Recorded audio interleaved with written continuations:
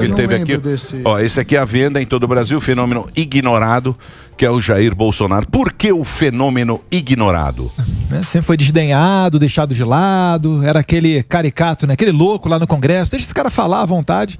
E os opositores dele, a PT, a esquerda, nunca imaginou que ele realmente pudesse chegar à presidência. E chegou, né? Tanto que foi ignorado esse fenômeno. Primeiro falavam que ele não sairia candidato, que não teria um partido. Depois que ele não passaria de 2 dígitos nas pesquisas, 10%, aí passou.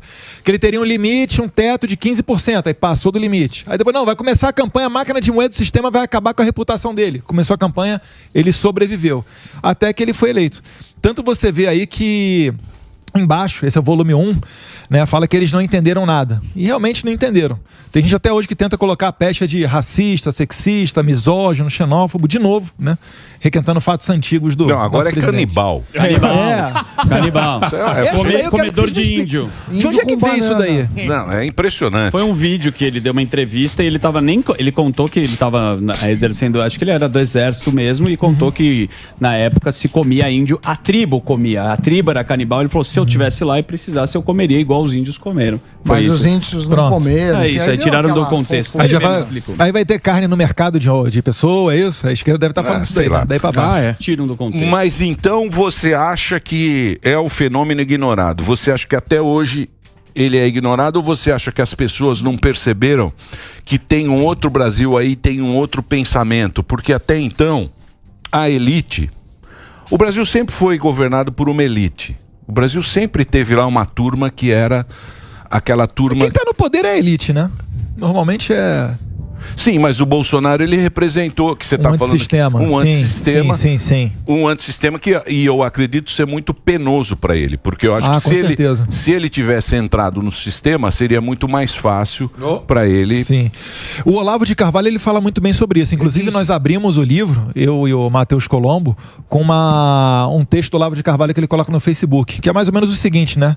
Ele fala, desculpa ser estraga prazeres, mas isso em 2016. Mas o pessoal está pedindo Bolsonaro presidente. A esquerda não chegou ao poder começando pela presidência da República. Primeiro eles tomaram as universidades, depois os sindicatos, depois controlaram boa parte dos veículos de comunicação, parte do poder judiciário, infiltração na Igreja Católica e assim por diante, até que no final veio a cereja do bolo, que foi a presidência, com o Lula, né? Aí ele fala, não é tomando vocês acham que tomando a cereja o resto do bolo vai vir junto? E eu também adoto isso no meu discurso quando eu falo que o governo Bolsonaro é um governo de transição. Ele é uma barreira para que o Brasil não vire, não é nem uma Venezuela, uma Argentina hoje em dia, né? E ele nos deu 4 anos para a gente tentar ganhar um espaço na mídia, no judiciário, nas universidades e em vários outros segmentos da sociedade, que aí é que está a batalha cultural.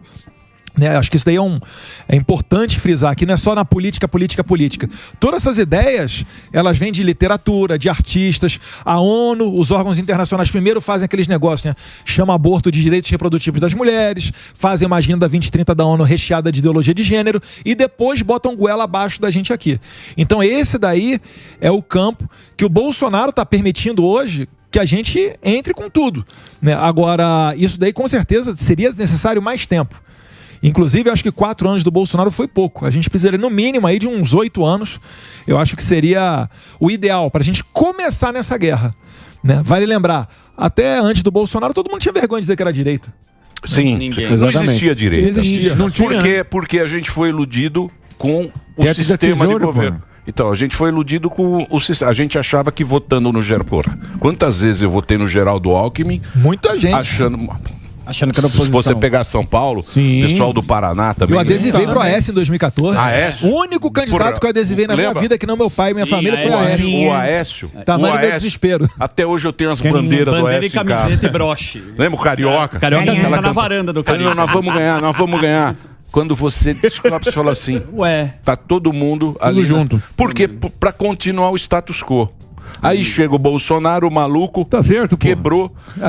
É a primeira vez que a democracia ocorre de maneira, entre aspas, normal no Brasil, desde a redemocratização. Porque antes o que acontecia? O Lula pegava o Petrolão, a Dilma o Mensalão, ou vice-versa, e comprava o Congresso. Acabou, tá normal.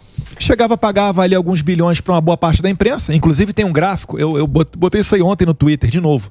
Veio um cara lá falar, a Jovem Pan tá com saudade da Boquinha. Aí eu botei o gráfico lá, Datafolha e Jovem Pan. Quanto é que cada um recebia dinheiro público? E assim, a Jovem Pan, coitado de você, que é a miséria, né? Lá embaixo. E o gráfico da Folha é assim, nos governos do PT bombando de dinheiro e vem caindo com o Bolsonaro. Eles diziam que o Bolsonaro ia ganhar no golpe. Sim. E os eleitores do Bolsonaro? Lembra que falavam? 7 de setembro todo vai dia ser era golpe, qualquer não sei coisa o quê, movimento vai ser golpe. Réveillon, golpe. Tudo ia ser um golpe. O que ele está falando é o seguinte, a resposta do golpe foi no voto. Ó o Nicolas Ferreira, cara. Foi na democracia. Bancada. E os canhoteiros tão bravos com ele. Que tem indícios estranhos na apuração. Eu queria saber quais são esses indícios, porque tem o exército que tá em cima, tem o pessoal em cima. E segundo, que você diz que em caso de uma vitória do Barba, seu pai não passaria a faixa. É achismo, é ele que falou, porque isso, de certa Não, mas forma... isso de passar a faixa é o seguinte, é chegar lá no dia 1º de janeiro, pegar a faixa e passar. Isso daí eu não... Jogar o cargo. Não. É igual a FHC fez com o Lula lá, né? Eu tinha 30 tesouras, né? Pega a faixa, passa, dá um beijinho e tudo certo. É isso daí que eu quis dizer. E qual era a outra questão? A outra era dos indícios. Não, então, indício é diferente de prova, né? Indício, o que acontece? Aquele gráfico ali de que a cada parcial o Lula praticamente subia o mesmo percentual e a cada parcial da apuração o Bolsonaro ia descendo, de modo que cruzasse assim, né? Parece um gráfico em PA. Não, mas é que tem que... Assim, mas isso daí, Sami, isso daí é o seguinte, é o que eu tô falando, é indício. Sim, mas tem um não pessoal investigando. Não é prova. Sim, tô falando de... Quem manda nisso daí vai ser o Exército. Forças Armadas. Porque nas Forças Armadas é o seguinte, a aeronáutica, ela comanda a parte espacial, a marinha a parte nuclear, tanto que tem o ProSub, né, o submarino